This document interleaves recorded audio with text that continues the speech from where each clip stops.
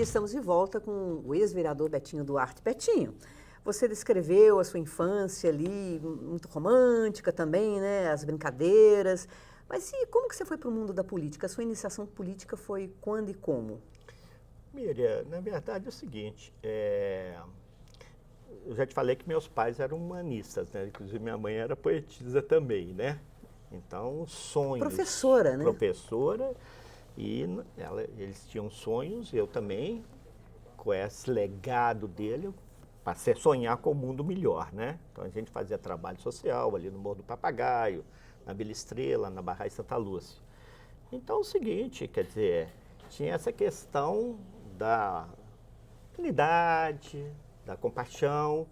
Então minha iniciação política, porque meus irmãos eram membros da Ação Popular. A Ação Popular era uma organização, antes da ditadura, né, de origem católica, JEC, Juventude Estudantil Católica, JUC, Juventude Universitária Católica, fundada até pelo Betinho, meu xará, um dos fundadores, né? Então eles já eram. Então, ela era marxista, leninista, não, maoísta, depois, né? Antes ela era católica. É. Em 64 veio o golpe, aí ela foi para a clandestinidade. Então, meu irmão era da AP de engenharia, porque ele estudava engenharia. E como lá em casa era muito grande o terreiro, eles se reuniam lá, porque geralmente as casas eram pequenas e o terreiro era muito grande. Lá em casa tinha 770 metros quadrados de terreiro com a casa era muito pequena. Então, eles faziam reunião lá. Então, meu batismo, que eu falo assim, de fogo, a minha primeira pichação foi em 1966. Porque naquela época não tinha spray. Então a gente fazia o bastão de sabão com piche e colocava num tubo. Então foi lá até na floresta. Eu pichei a baixa ditadura em 66. Quando eu fiz vestibular e passei na Universidade Federal, na Faculdade de Ciências Econômicas, por sinal eu passei no meio do ano, porque naquela época tinha 2 vestibulares. Tinha em janeiro e tinha também em junho. Eu fiz em janeiro, não passei. Aí eu fiz em julho, em junho, passei. Então, eu já entrei na faculdade numa célula de AP.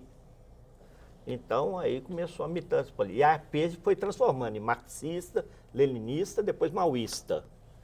E também teve a minha primeira prisão, né? Das várias, foi em 14 de maio de 68. Eu estava na passeata, saindo da igreja de São José, caminhando para a Praça 7. Eu era segurança. Imagina, você era segurança e foi preso. Uai, ainda bem que o segurança é que tinha que ser preso, porque se a liderança se eles fossem presos, né, Miriam, a segurança falhou. Então eu fui o primeiro e o único a ser preso. Eu fiquei praticamente 30 dias no DOPS. Então, essa que foi a minha militância, assim, de... E mal, naquela época, o maoísmo pregava a integração na produção. Você tinha que ser igual um operário ou então um camponês. E no meu caso, eu fui deslocado para o campo para integrar na produção, ou seja, virar camponês. Agora, como que foi essa experiência? Foi difícil? Miriam, um pequeno burguês pegar na enxada e viver daquilo que ele plantava, eu não aguentei, claro. Eu me lembro que uma vez a gente fez uma palestra, você participou, você falava, não sei, na 15ª enxadada, a dor nas costas, era difícil. É até bom para valorizar o trabalho do camponês, né? Claro, porque ninguém valoriza, né? Mas você ir para a roça às 6 horas da manhã, voltar às 6 horas da tarde, comendo farinha, pouca água, comendo favo de mel. E lá tinha um tal de preá, que era um rato grande, que a gente matava e comia. Então, essa que era a comida básica do camponês. Então, nas primeiras enxadadas já começou a doer tudo. Minhas mãos começaram a sangrar.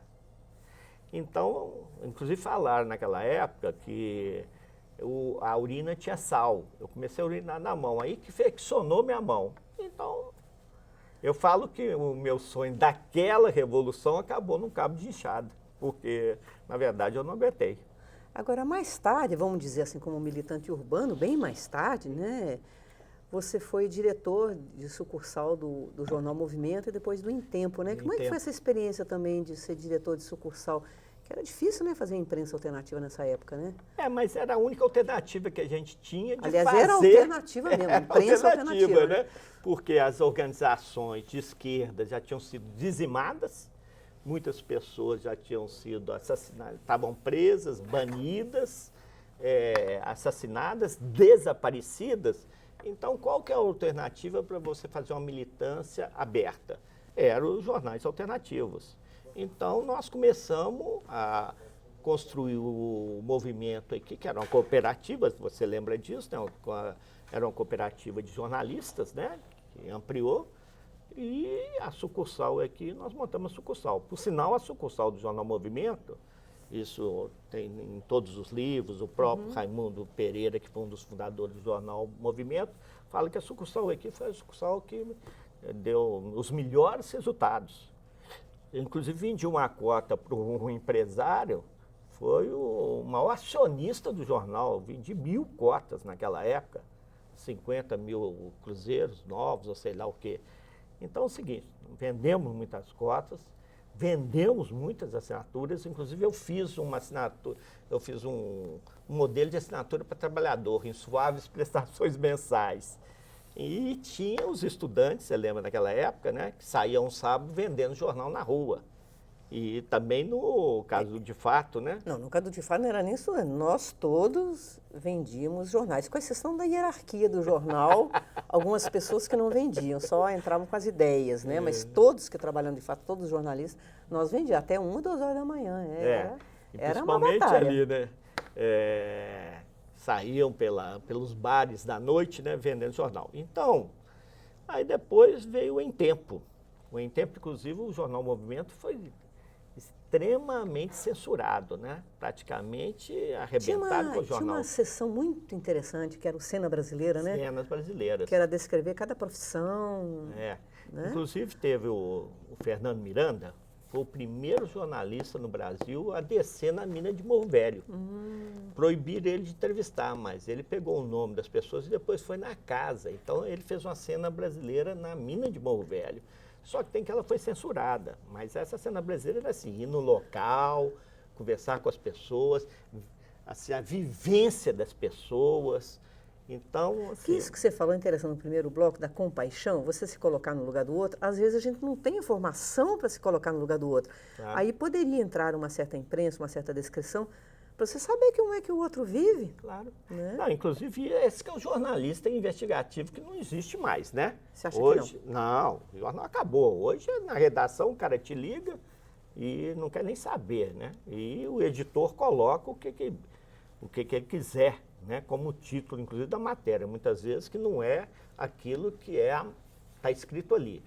Então, o jornalista investigativo, naquela época do movimento, do De Fato, do Em Tempo, era um jornalista, ia lá fazer a matéria, etc. e tal. Então, aquilo, inclusive, foi uma escola para muitos jornalistas hoje e também para os militantes, que nós aprendemos muito, né? Ali, para você... Um jornal não é fácil de fazer um jornal. Nós, inclusive, estávamos conversando isso hoje, vindo para cá, eu falei assim... As pessoas, quando tem um livro, escrevem um livro, ninguém sabe como é que um escritor escreve um livro. A pesquisa, a determinação, né? Ontem, por exemplo, eu te falei, eu fiquei na UFMG de 10 até 5 horas da tarde pesquisando para a próxima edição do meu livro. Então, essa pesquisa, o professor, quando vai dar aula, o tempo que ele gasta em casa para... Então, as pessoas não sabem o que está, entre aspas, né, por trás daquilo, do trabalho da pessoa, de um professor, de um escritor, disso. Então, aquela época foi uma formação, para mim, fantástica, não só para os jornalistas, como também para as pessoas que estavam ali trabalhando. Por isso que é bom, né, olhar para trás, né, assim, porque às vezes a gente tem uns períodos que a gente fica meio negativo, né, em relação a tudo que a gente viveu, a gente se dedicou. Mas quando a gente olha para trás, a militância era também muito prazerosa também, não era? Fantástica. Nós éramos amigos e tinha, assim, era uma frente que você compunha, inclusive com pessoas que vieram de partidos de militância de esquerda, mas era uma solidariedade fantástica. Muita festa também, muito festa. Amor, muito afeto, né? Muito namoro, então, né?